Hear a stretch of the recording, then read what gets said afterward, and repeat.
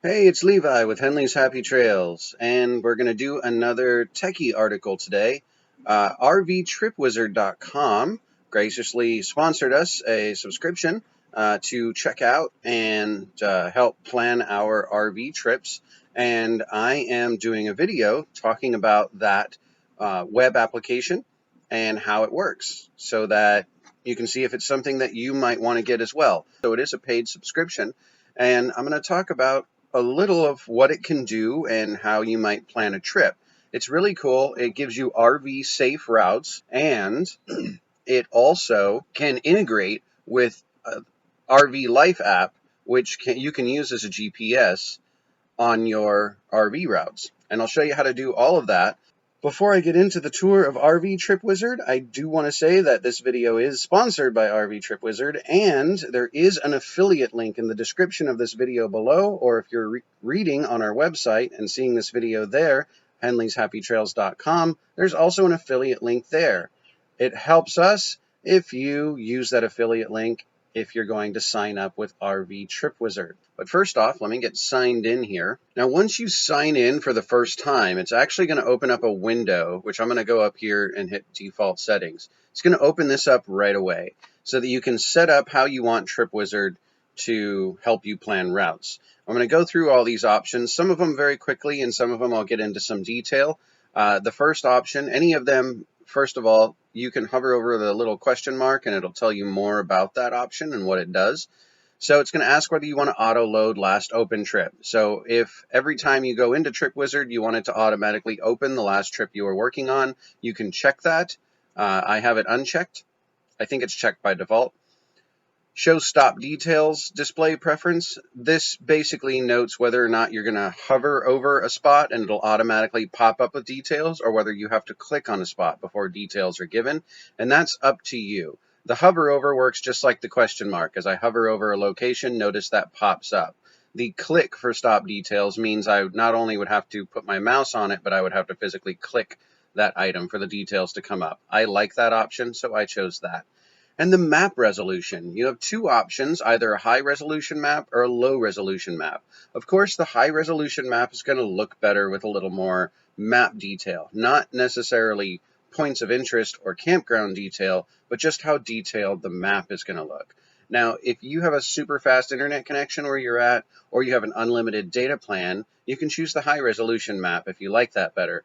However, if you don't want to use up all of your mobile data, or you are on a slow internet connection like an RV park Wi-Fi or something like that, or you don't have great internet cell phone service where you're at, you can hit low resolution map. I want all my stuff to load fast while doing this, so I chose the low resolution map. Normally, I will try out the high resolution map to see if my internet connection can support it, because I do have unlimited data. The next tab up here is RV info. Most of this is self-explanatory. Enter the height of your RV. You can get that two ways. You can either look at the stats of your RV online and figure out how high it is, or you can get on top of your RV and run a measuring tape down and see how tall it is with the air conditioning and everything. Whatever you do, choose a height that you're comfortable with taking your RV underneath, because it's going to use that information to determine what bridges you can go under. The length of your RV, I put the length including the tow vehicle, or if you're using a trailer or a fifth wheel, the towing vehicle length as well. And the weight I just pulled off of the sticker on my rig that gives the weight of my RV. You can choose the fuel type that your RV gets, how many gallons your gas tank or fuel tank will hold, and the reserve. Now, this is the amount of gas you want to have reserved in the tank before the application tells you, hey, you need to make a gas stop. So make that a comfortable amount of gallons for you. And fuel economy, that is, of course, your miles per gallon. There's two ways to calculate that out. One way is to actually fill up your tank and drive for a while. Let's say you filled up your tank and you drove 100 miles, and when you stopped, you filled up 20 gallons of gas. So you would say, take your calculator and say you traveled 100 miles, divide that by the 20 gallons, and that would give you 5 miles to the gallon. That's horrible fuel mileage, but you get the idea. That's how the calculation works. You can do that manually, or you can figure out what your RV is rated at by looking it up on the internet and see what they expect the fuel mileage to be. Obviously, doing it yourself is going to be more accurate, and I put 7.5 miles per gallon for my Ford V10.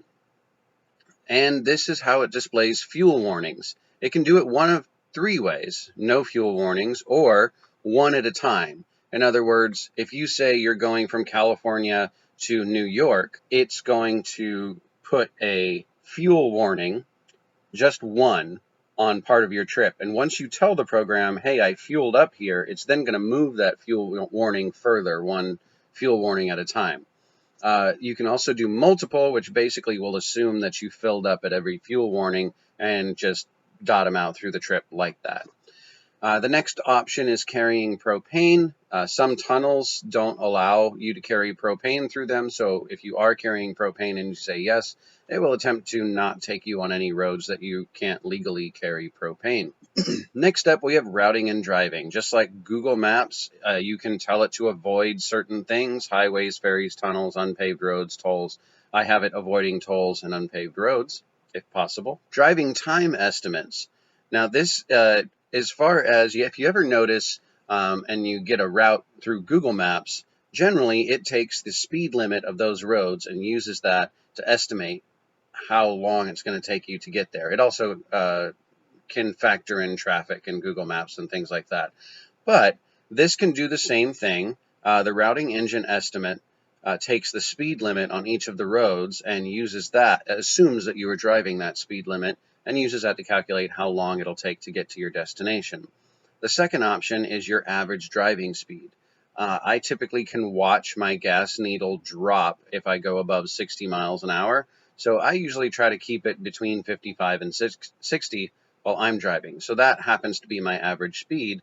So when accounting for how long it's going to take to get somewhere, it's a little bit more accurate because I generally am traveling around 55 miles an hour. Now, a lot of people like to plan their routes by distance, or they only want to drive a certain amount of hours per day. Every RVer kind of has their own rule as opposed to what they do when they're driving. And RV Trip Wizard allows you to accommodate that in their driving radius. So once you input a point that you're going to stop at that point, it'll draw these circles around it: a green, orange, and a red one. Those circles represent the minimum distance you want to travel, the mid distance, and the maximum distance that you're interested in traveling, which kind of makes it easy to find your next stopping point. You can do this in two ways. It can show you an advanced driving circle, which will actually take into account the mileage of the roads. It also has a classic circle. Now, in the classic circle, it's just going to show, as the crow flies, distances from your point of origin in the center of those circles. The advanced driving, and obviously roads are not all straight lines, so 200 miles one direction on one road won't get you the same distance as 200 miles on another road. So the advanced driving circle takes that into account, which is kind of cool. If you're not interested in that, there is always an option to turn the driving radius off as well. I usually do the advanced circle, and there are two ways it can calculate your circles. One is average hours per day. So if you're the type of person that says, I drive 8 hours a day, and wherever it gets me, that's where it gets me, you would use that option. You can hit the radial button and put in however many hours in a day you want to travel, and it will base those circles on that. I'm more of a distance person. I like to drive a minimum of 100 miles in a day, so I put that as the minimum distance, and I like to travel kind of a middle distance. Like a good distance for me in a day is 200 miles, so I put that for the middle distance, and I typically don't travel more than 250 miles in a day. I know that there are some power drivers that can power through 400 miles in a day. I just like to take frequent stops and make it more of a leisurely time for me, so you can put whatever numbers you want in there. Now, expenses. As you calculate your trip, RV Trip Wizard is going to take this information and calculate how much approximately this trip is going to cost you. There's a couple of things to keep in mind when you put these numbers in. For example, camping, put in what you spend on average per campground that you stay at. If you're a person that stays at, $80 a night campgrounds all the time, put $80 for a campground stop. I usually try to keep it in the $30 range, so I put $30. And meals, how much does it cost you per day on meals? And we put $10 because typically we don't like to go out to eat when we're traveling. We like to eat what we have. So we just put $10, and we added groceries into this miscellaneous category and put that in as $20 a day. And that, for us, accounts for things that might break down in the RV, parts we need to get, and that sort of thing. And so we just put $20 in there. Now, we know that we don't actually spend $20 a day on groceries and miscellaneous expenses. So when RV Trip Wizard is calculating our trip, it's going to overestimate the cost for us a little bit. We like that because it's always nice to say, hey, a trip's going to cost me $1,000, and it only ends up costing like $800. So we do that just to play it safe and plan for worst case scenario. Next, of course, we have the average cost per gallon. Now you can put what you think the average cost is based on your area, or you can go to gasbuddy.com, gasbuddy.com, and they have this nifty little feature on their website. You go up here where it says gas tools. Now they also have an app you can get to find cheap gas on your iOS or Android, but fuel insights right here under gas tools, if I hit that, it's actually going to show me the live ticking average of gas in the United States. At the moment, it's $2.19 or $2.20 a gallon. Another way you can do this is by rolling over the different states. As you roll over them, it's going to tell you the average cost of gas in that state. So if I was traveling from Virginia over to Missouri, I could say, okay, Virginia is about $2 a gallon, $2.02, $1.87. So I'd probably be pretty comfortable putting in about $2.15 a gallon, just to overestimate it a little bit for that trip. However, if I was in California traveling to Washington, California is $3.12, $2.57, and $2.69. So I'm probably going to say at least $2.80 a gallon to average that out. So you can look at this information and tweak this number based on your trip or what's happening right now. At the moment, I'm just going to take the average and add about 5 cents. So we'll say about $2.25 a gallon. And then we have membership preferences. Before I go forward, this stuff is all tweakable as you're doing your trip as far as the cost goes. So you can get a more real life representation of how much the trip is going to cost. The membership preferences are just memberships you have. For example, if you're a member of Passport America, you can click that. If you're AAA, you click the plus and it'll add that to your preferred campgrounds. You have an option to only show preferred campgrounds that you're a member of as well. But whatever options you choose here, I'm going to hit Save as Defaults. Now I'm going to create a new trip. You'll notice I have an option to open a trip, or a previous trip that I did, or a new trip. And I'm going to call this trip Example, and you can put in the departure date that you think you're going to do. I'm going to say the 10th. So once I create the trip, it says choose your starting location. If the device you're using has GPS, you can hit that Use My Location if you're at the location you're taking off from, and it'll be fairly accurate. On a laptop, it won't be as accurate. It'll give like a general location based on where your internet is connected from. You, of course, can set a custom map marker by clicking the map, but the easiest way I have found is to search for a location. So if I, for example, searched for Bethpage Campground, it'll start popping up what it thinks you're going to type in. Once you see where you're at, you can click it, Bethpage Camp Resort, and start here. Now it's going to open up settings for that trip. Now here you can tweak individual settings like expenses just for this trip and how you want how you want to be routed. So any of those numbers can be tweaked and changed for each one. You can put trip notes in, and the trip status is active. If it's a trip you plan on taking. A tentative trip is a trip that you aren't sure whether you're going to take yet, and then the archive is trips that you've already taken or don't plan on taking. You have an option for it to send you a pre-departure email, and I'll show what that looks like in a bit. So I'm going to save trip settings, and it's going to load all my points on the map. Now, here's how this is kind of set up. You'll notice over here on the right hand of the screen, I have RV parks that are around my area, and I have a little green tab here. If I hit that, I can make that go away. And then I have my trip, which as you build your trip, all of your stops are going to show up here, and I can click that out of the way or click it to bring it back. And down here we have the elevation. This is going to show you the elevation and also gradients that you're going to go through on this trip. So I'm going to drop that right now, and now bring your attention up here. Any one of these that you click on will start bringing up that particular thing. So I'm going to turn off all these except for campgrounds. So right now it's going to show me all the campgrounds in the area.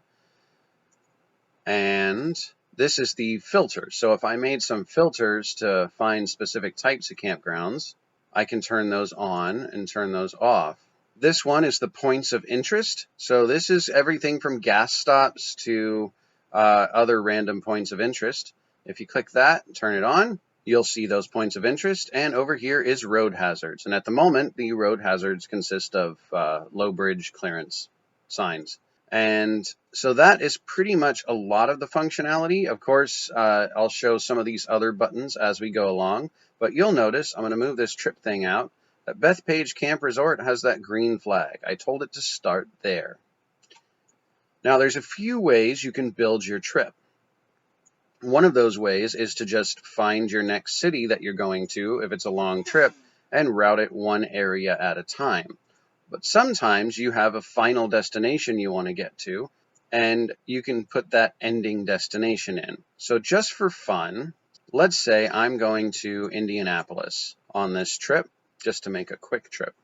Now I need to find a campground around Indianapolis that I want to stay at. So I'm going to turn campgrounds on, and there's this yellow button right here at the moment, which may be useful to use. It hides parks that are closed due to COVID-19. You'll notice when I hit this, some of the parks go away. If I have a lot more parks active, so those parks go away. So zooming back into Indianapolis, I want to stay somewhere close to Indianapolis.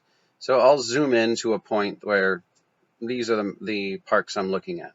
Next, I can hit this research tab and bring it out to parks.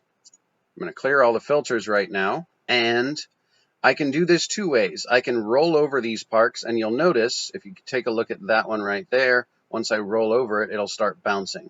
So I can roll over these pictures and find one that I kind of want to learn more about. And you'll notice that this is a KOA, it takes Good Sam, this one's a Passport America, and so it shows those little things. But let's say I need a park that has certain things. So you can click filters and it'll show you all the filters. Each one of these can be clicked and brought down, and some of them bring down a few, and you can show more by hitting the show more.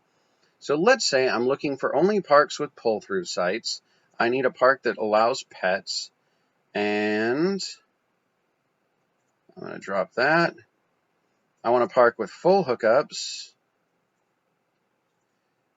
and let's see, I would like a park with propane available, and the rating, I would like a 4-star rated park or above. Now you'll notice I'm clicking all of these and nothing is happening to all of the parks. It's not filtering them out. And that is because this little filter thing, if you gray that out, it's not going to show any of your filters. Once I click that and turn filters on, you'll notice all my parks disappear. So I'll have to start. I know if I take the 4 stars out, that'll probably, so I need a pull-through site, pets allowed, full hookup, propane available, and it looks like I'm left with one park with that category, and it is the Indianapolis KOA with that awful picture of KOA being flooded. But let's run with it. You can always take, if something filters out too many things, you can always start taking filters out. Of course, not many parks are going to have propane available. So if I wanted a little bit more of a option, there we go. I need pull-through sites with full hookup and allows pets, and I want it to be, oh, we don't have a 4-star rated here, so let's go down to 3 stars and all. So at least 3 stars. That brings us the Indianapolis KOA, and then I've got one right in the middle, Indiana State Fair Campground and Lakeview Retreat. So once you find one that you want to stay at, you can click More Details, and it's going to bring up this window. And this window is going to give you some information about the park. It's approximate pricing based on dollar signs, how many sites it has, the elevation. You can search for nearby gas prices, get campground reviews. You can go to the website, call them, and so on. The next tab tells you what's in the park, so that they have pull-through sites, what kind of electric, any amenities that they're going to have, and it also gives you a heads up on what kind of connectivity you might be looking at with different mobile and Wi-Fi internet options. The reviews is actually pulled from campground reviews, and they're actual reviews left by people who stayed in the park. So you can browse through these and see if it anything catches your eye that makes you either want to stay there or not want to stay there. And the tips and questions and answers. Sometimes they have questions which will be answered over here. The tips from other RVers, a lot of times this will be either tips about the park, about a specific site. Sometimes it'll be the canal trail beginning at White River State Park is a great 3-mile loop. Sometimes it'll give you ideas on little things that are around there, so you can look at some things to do. And it has a weather tab to give you approximately what the weather is going to be. One nifty thing is you can get to the website of that park, and generally that allows you to look up rates if you plan on staying at that park. So it looks like this park's $37 a night plus tax, so we can say $40 a night probably-ish. If I want to add that to my trip, I just click this blue button here, Add to Trip, and tell it how many nights I'm staying.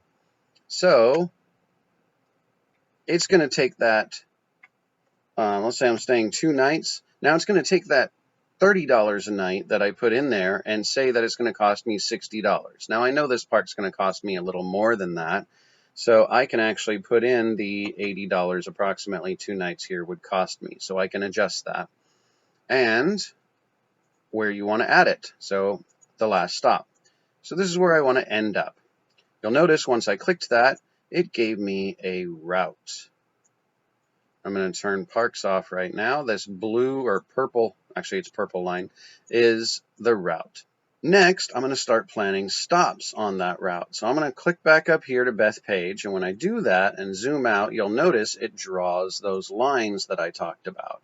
This green line is going to be that 100 miles base mileage I want to travel. The yellow line would be the 200, and the red line would be the 250. And you'll notice it does understand that I cannot drive my RV into the ocean and stops the lines there.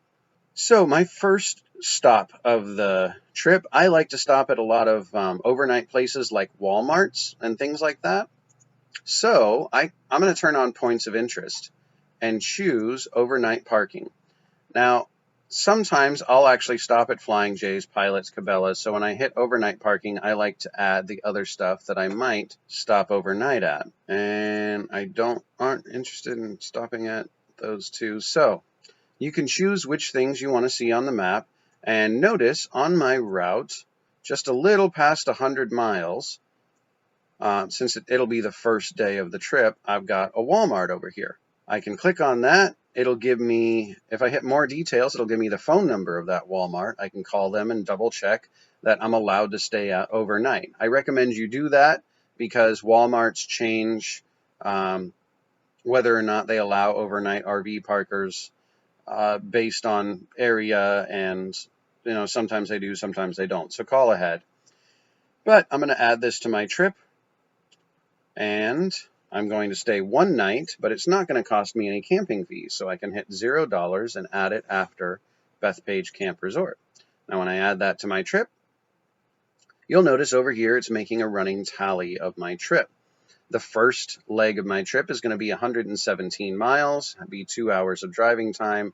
I'm going to stay one night, and this takes into account gas costs, that $10 a night food cost, and $20 random cost. Now let's say I wanted to tweak that. This is my first stop of the trip, and I've got plenty of food to eat. I'm not buying groceries. So if I go in here and hit the edit button, I can edit all of that information, such as the miscellaneous. I can actually say, and to account for anything I didn't know I needed to spend, or maybe I stopped by a roadside thing, let's just put $10 instead of $20. And I'm going to say that the meals cost me $0 because I'm not going to go out to eat that night. I can save that, and the price goes down on the trip. Now, I'm going to click the Walmart, and that's going to put the circles around the Walmart for the next leg of the trip. And it looks like my route's taking me here. Now, just a note, let's say I didn't like where the route was taking me. Instead of going through Winchester, let's say I wanted to take this trip through Leesburg. One thing that you can do, I could search up here and type in Leesburg, Loudoun, Virginia, and hit that in there. And it would take me through Leesburg as a stop. But let's say I don't necessarily want to make it a stop. I just want to drive through that area. If I click this drag route and highlight it, I can now take any point on the route, click it, and drag it over to go through Leesburg, and it will reroute my trip. Now, let's say I did that and I messed up and I want to take that away. Any dragged routes after a stop will be listed as waypoints. I can select this waypoint and edit it and call it something, or I can hit this trash can button and it'll take that point out of the way and go back to normal. So just a little tip. Now, this is the end of the green. Let's go into the yellow here. Now, you'll notice this gas stop up here. Let's say we're going to turn on points of interest again. And I've got, near this yellow line, I've got a pilot here. Sometimes I stay overnight at pilots if it accommodates RVs easily. So if you click down here on the layers tab, you have the regular map. You can also choose terrain. The night inverts the colors and makes it black and white. And then I've got satellite. So I can hit satellite, zoom in on this truck stop, and see if it's large enough to accommodate my rig. And it looks like it's not a huge Love's. So I might not decide to stop at that pilot. Another option that you do have is the street view here. If you click this street view and drag it over to a road, say I wanted to look at that pilot, it's going to automatically open up Google Street View, and I can take a look at what this Love's looks like. There's the, or what the pilot looks like, sorry. So obviously this is the parking area. It does look just as small as the satellite image. So that'll give me a really good idea as whether I can fit. And of course, if I wanted to stop there for gas and I was really worried about whether or not I was interested in pulling my rig in there, I can go over here and look at the gas pump situation and so on. You can do that with RV parks too. I typically use it with gas. So I'm going to zoom back out here. Let's say I'm going to stop at that pilot for gas. I want to add it as a stop. Before I do that, once again, notice this gas thing here is by New Concord. Now I'm going to go back here to that pilot. Where's my map? There we go. I'm going to go back here to that pilot, click it, hit more details, and add it to my trip. And I'm going to stay 0 nights. And it's going to say $0 for the camping total. I'm going to add it after that Walmart stop. And you'll notice it adds to the trip. Now, I want to tell it that I'm filling up gas there, because obviously I'm not staying a night there. So when I click this edit, I am going to go here where it says fuel added. Now, Estimated arrival fuel is 40.38. I have an 80-gallon tank. I could go and do the math, but a little fun trick is if you put your max tank gallons in there, minus 80, it won't let you put in more gas than your rig can take, so it'll automatically put in the maximum amount of gas that you can take at that stop. Now, when I save that, the system knows that I added fuel. So if I zoom out here,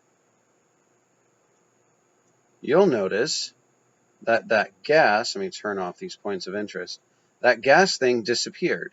Now, if I had a longer trip, it would simply move that little gas icon to the next area where I'm running low on gas. And I'm going to go from the Walmart, though, and I filled up there, turn on points of interest, and just for fun, let's say I stopped at Cracker Barrel. Some Cracker Barrels do allow you to stay overnight, so we'll say I stopped at a Cracker Barrel. Add one night, $0 after the pilot. And I can zoom out here and see where my trip ends. And I could do a long traveling day and finish off that trip, most likely. And that's what I'd do.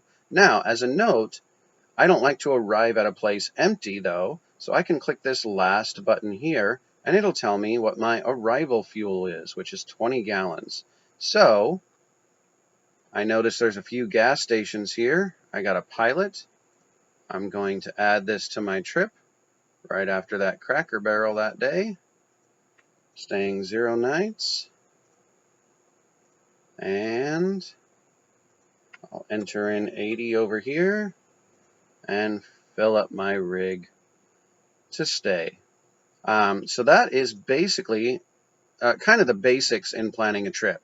Now, other things that I didn't mention, I just did the overnight spots. However, you can turn on rest areas on a trip. I'm going to turn all these off and turn on rest areas. Oh, Super Walmart, Walmart. And it'll show you rest areas on the way. Natalie and I like to stop at rest areas. Usually we don't plan them as a stop. When we see the rest area and we are interested in stretching our legs, we'll just stop there. So it's not something we plan. But if you go down here, we have attraction options. And if you're planning a trip with a family, some of these can be really cool, such as amusement parks that are on the way. When I hit those, it's going to populate different amusement areas. And you can click on those and see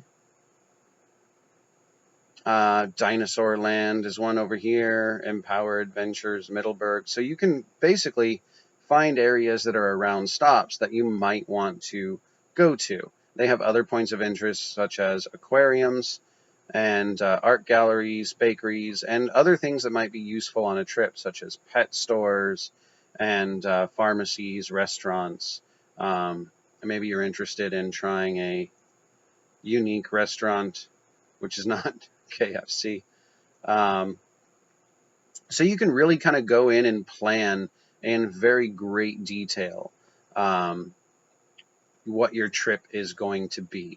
And one thing I haven't talked about, though, is the hazards. So when it routes your trip, it's taking into account hazards such as low bridges, and it will route you away from them, or it'll give you an RV-friendly route. And if I click on any of these, it'll tell me what the clearance is. So 10 feet, low clearance, and so on.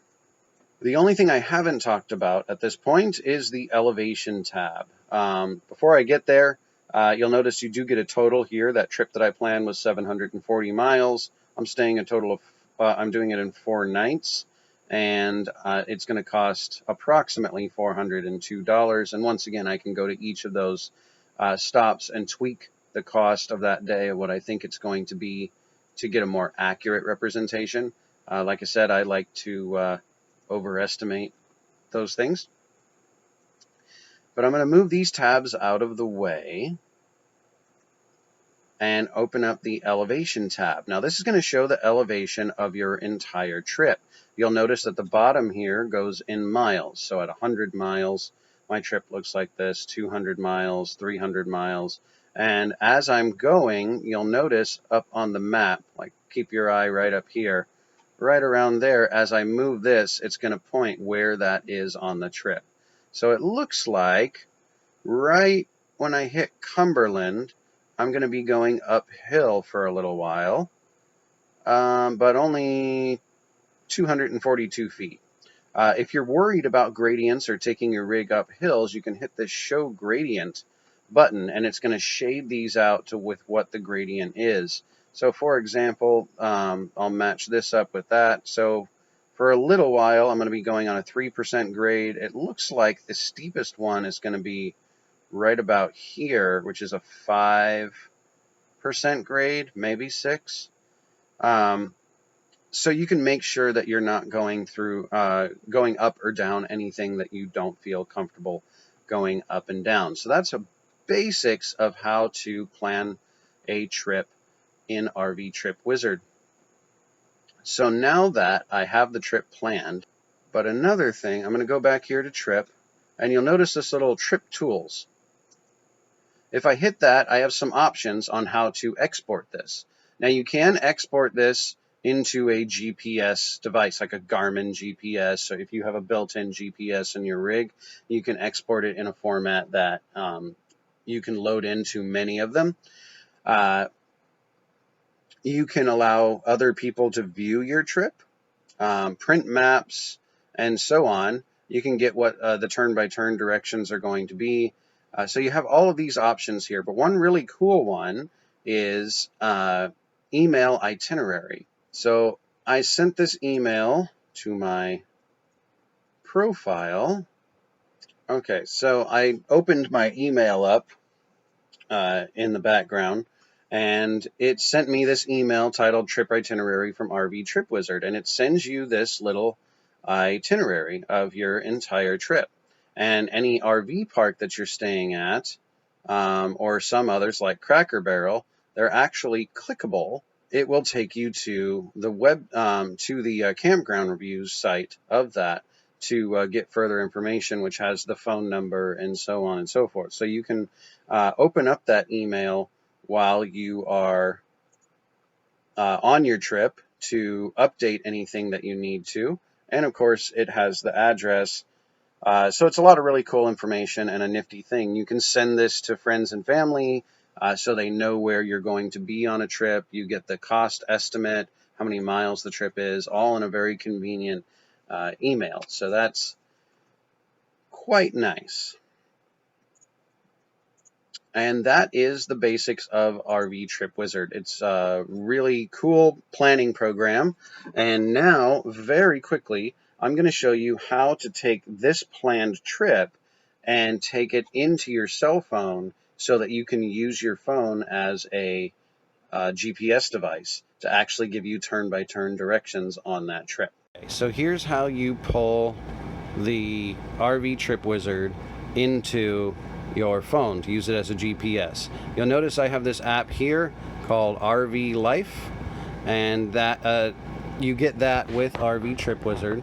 And when I open this up, which I already have it opened up, so I'm going to open it up. There we go. When you open this up, this also will, if you're traveling, it'll help you find nearby campgrounds, fuel, and other places, rest stops, and so on, like RV Trip Wizard, only from your phone. So you can search and explore.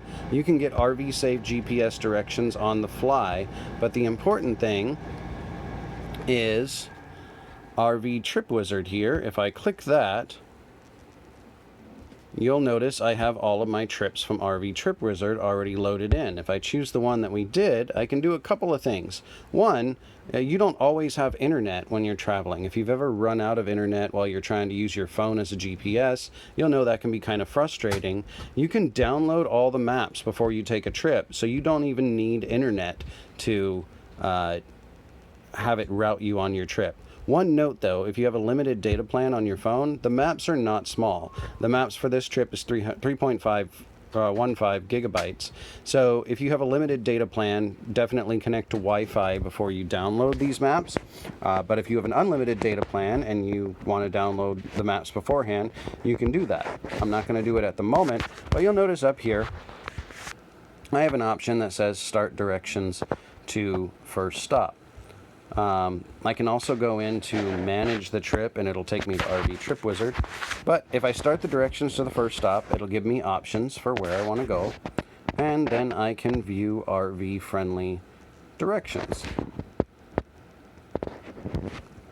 And you have a couple of choices. It actually chose a couple of possible routes. So this route here, and you'll notice this gray line over here, if I select that, it'll tell me the difference between the mileage and that both routes are RV friendly. So if I wanted to get closer to Richmond, I could. Once I hit start, just like Google Maps, it's going to start directing me with RV friendly directions. Just a quick tip. If you go to rvtripwizard.com on your phone, it does look a little bit different. I'm going to open this up and the last trip that I took. So you'll notice instead of being on the side, everything works the same. You can move the map around with your finger. You can pinch and zoom in, zoom out. You have the lines. If I hit trips, it's going to show me that whole trip. I can still select things and edit them. Map brings me back to the maps. And research, I can hit the points of interest. For example, turn on the hazards, filter parks. Once I finish putting in my information here, I just have to click back to maps and it basically works exactly the same. Once I hit more details, instead of a big window popping up, I have the overview and I can drop that and open things as I go along. So it still works exactly the same in a phone, just everything's a bit more compact. So that's the overview on RV Trip Wizard. I know every new web application, and as a reminder, it is a web application, so you can use it. Go to rvtripwizard.com and use this on a tablet, a cell phone, on your laptop. And again, if you're interested in getting this, use our affiliate link in the description below to check out RV Trip Wizard. And in case this video doesn't cover everything, or I didn't cover everything in full detail, as a note, once you're in here, if you click your username here and hit help, there is a help option. They have other videos that show you how to use their software, and you can also get the documentation. So there is a user's guide that you can download and look through and find any questions that you might have. So I just wanted to point out that that is up there if you have a subscription and you're logged in. So I hope this video was helpful, and I hope that this the RV Trip Wizard helps you plan your next RV route. Thanks for watching and happy trails.